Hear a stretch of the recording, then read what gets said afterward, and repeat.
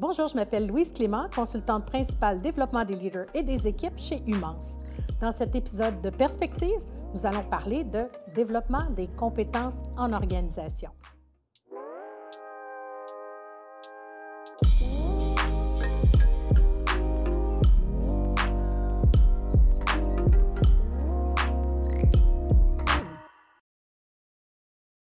Voyons donc maintenant une nouvelle perspective au niveau du développement des compétences en organisation.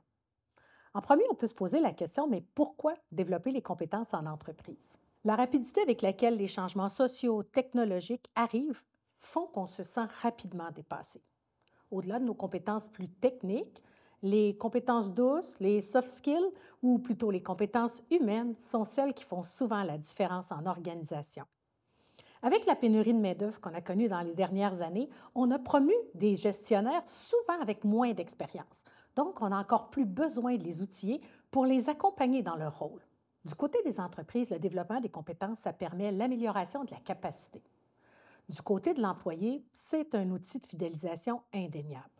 Du côté de l'équipe, c'est un outil de cohésion qui nous outille avec un vocabulaire partagé, puis aussi permet d'enlever les silos.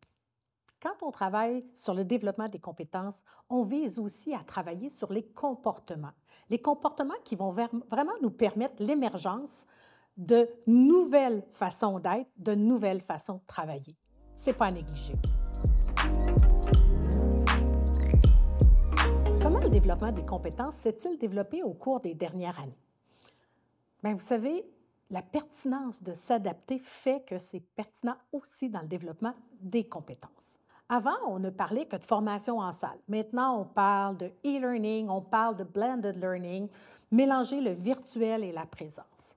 Avant, on avait une approche individuelle. Je décidais d'aller me former. Maintenant, on y ajoute le coaching de groupe, les duos, les missions, les défis. Avant, on formait de façon plus traditionnelle avec des contenus théoriques. Maintenant, on parle plutôt d'une approche 70-20-10 pour apprendre dans l'action. Donc, 70 de la formation doit permettre d'apprendre dans l'action. On est passé aussi du 9 à 5 formation complète à des micro-apprentissages. On est passé de en dehors du travail, on allait faire nos formations, à on les intègre au travail. Bref, avant, on était spectateur plus passif. Maintenant, on est acteur de notre développement.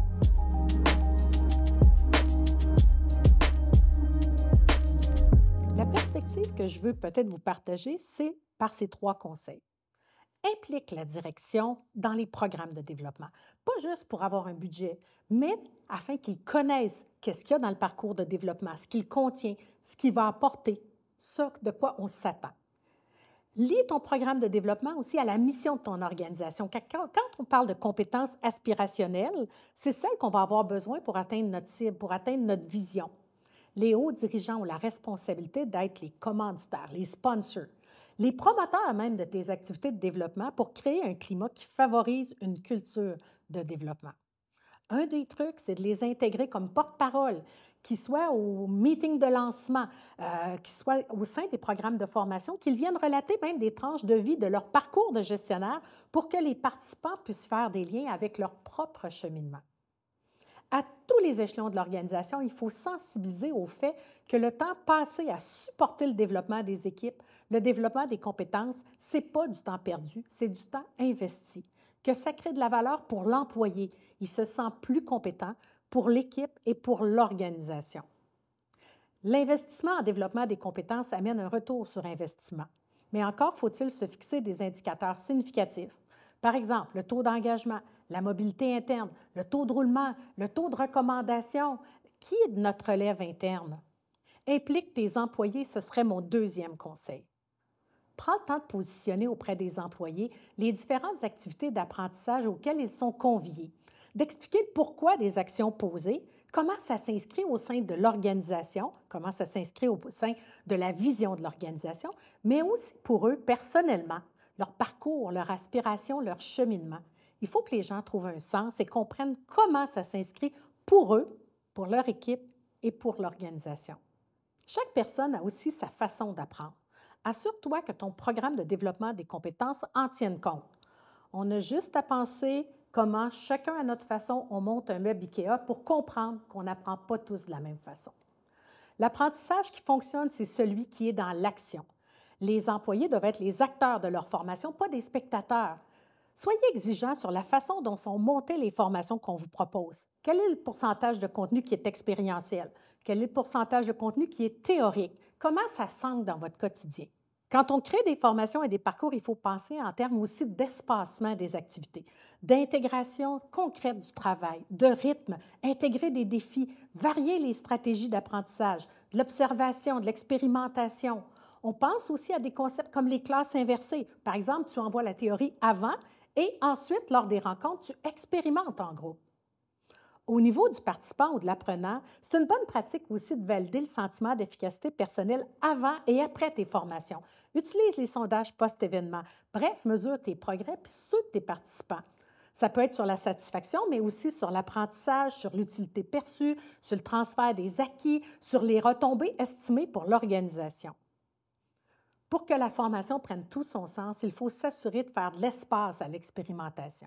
Il faut s'assurer que les dirigeants soient ouverts aux nouvelles façons de faire, aux nouvelles façons d'expérimenter. Si j'apprends quelque chose dans une formation puis qu'ensuite je veux l'appliquer, il faut que les gestionnaires aient de l'ouverture aussi à expérimenter ces nouvelles méthodes. Dans toute activité de développement des compétences, on a l'employé, son gestionnaire, l'organisation et les RH qui servent de courroie de transmission entre tous. Les gens au RH doivent danser ensemble avec l'équipe, car si on travaille en cohérence, c'est tout le monde qui va y gagner. Un autre bon truc, pensons en termes de récurrence. Souvent, comme gestionnaire RH, on pense les parcours et la formation en se disant « Ah, je vais partir à telle date et je vais finir à telle autre date, j'aurai terminé. » Mais qu'est-ce qui se passe avec celui qui arrive demain ou dans 3 mois au sein de ton organisation? Il faut aussi y penser pour maintenant créer un programme ou un parcours de développement qui va vraiment onboarder ou intégrer les nouveaux.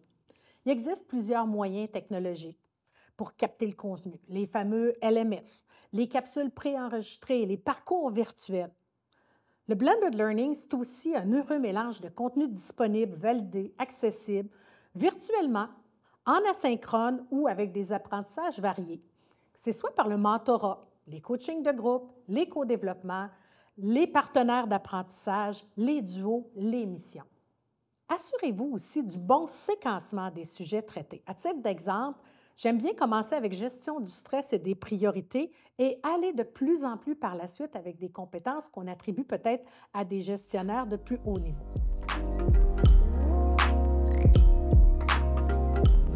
En finale de cette perspective, j'aurais le goût de vous parler de la théorie de l'échange social. Investir en vos employés et ils vous le rendront bien. À la question d'un dirigeant qui me disait « Oui, mais si après l'investissement, les gens quittent l'organisation », j'aime toujours répondre « Oui, mais imagine s'ils étaient restés et qu'ils étaient restés sans formation. »